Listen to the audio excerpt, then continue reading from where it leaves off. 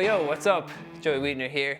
Today, I wanted to talk about this blues groove in the key of E. So this is something I posted on my Instagram a couple of months back during the first lockdown of 2020. I thought this would be a cool one for you to learn if you're a beginner, even intermediate, you know, if you want to just start jamming some of this cool, old school blues stuff.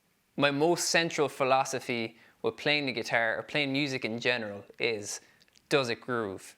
Is it groovy? Does it feel good? So whenever I'm learning a new riff, whenever I'm learning a chord sequence, the most important thing for me is to make it feel right, is for it to groove and feel like it's existing in a pocket or existing in some sort of rhythmical context. So for something like this blues groove in E I'm about to show you, the most important thing about it, it's not the crazy licks that you can pull off, it's keeping that solid foundation, that solid groove, that solid pulse running through the whole piece. The best thing about practicing this stuff is that it's fun. It's actually fun. I mean, practicing scales up and down the neck, it's never been my idea of a fun thing to do, fun way to spend a few hours. But doing something like this, practicing just building up a groove and just trying to keep a steady rhythm, this stuff is what's really going to pay off in your guitar playing. So without further ado, I'm going to break this down for you, play along with me, pick up your guitar, and let's groove. So the first thing we need to establish is our rhythmical context. So you can do this with either a metronome, you can just get up a drum loop on Splice or Logic, or you can simply use your God-given feet and legs to tap along. So that's what I'm going to do. I'm just going to tap along on my foot here, just something, right? Start tapping along. And what I'm doing in my head while I'm tapping my foot is thinking about the groove that I'm going to play.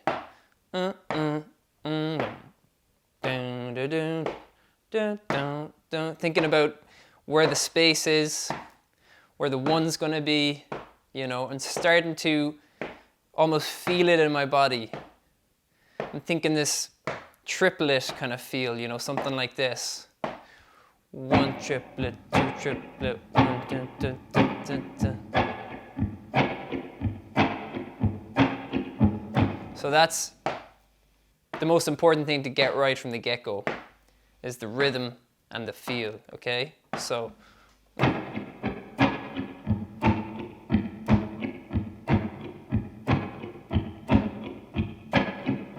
now the next thing we're going to do is establish where the one is, the first beat of any bar, which would be 1, 2, 3, 4, 1, 2, 3, right? So in this case, our ones are going to be just this low E string.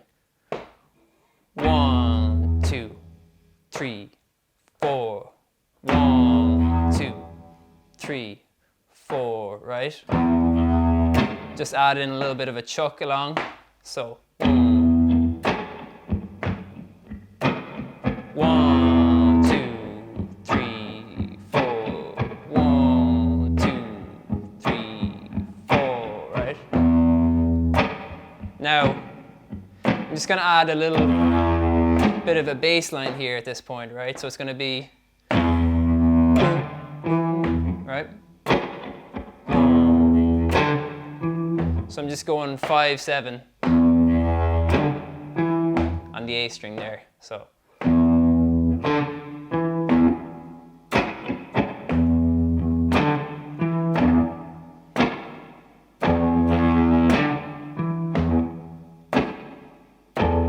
Now I'm going to add a little bit of an embellishment to that. I'm just going to include this note.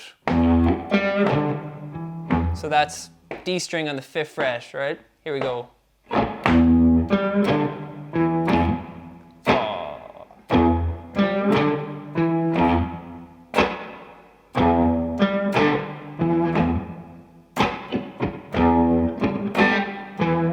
then we're going to do a turnaround, which is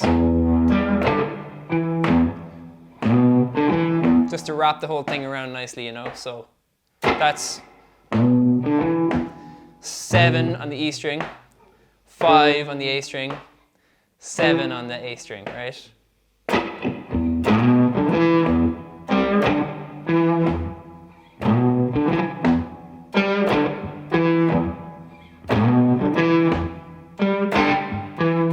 And you'll notice like I'm kind of plucking and chucking in between some of the notes. That's just simply to keep the rhythm, keep the feel going throughout the piece, you know, so.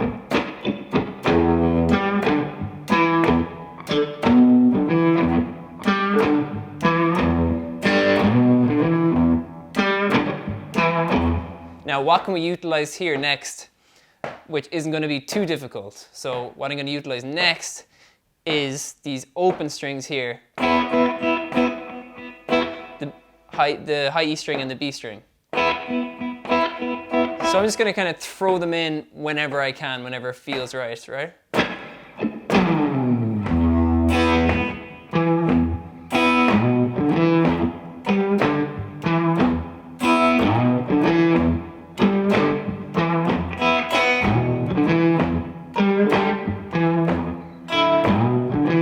So I've established a groove, I've established a bass line. The next thing I want to do is just add some melody ideas just to tie the whole thing together.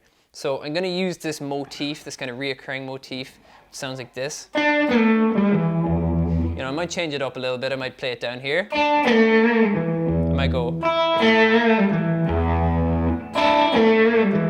There's a couple of different variations you can do with that. So you put all these elements together. We've got the rhythmic context with the tapping of the foot, we've got the groove and the feel, we've got some sort of a bass line, we've got some melodic ideas, and we're keeping dynamics always at the back of our mind as that, you know, that narrative arc or that storyline that's running through whatever we're playing.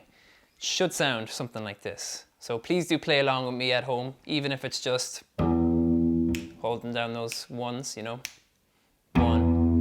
Even if it's just that, that's perfectly fine. That's totally valid practice as well. So just do what you can, build it up over time, practice, and before you know it, you'll be jamming your own blues grooves, no problem at all. So without further ado, 2, 3, 4.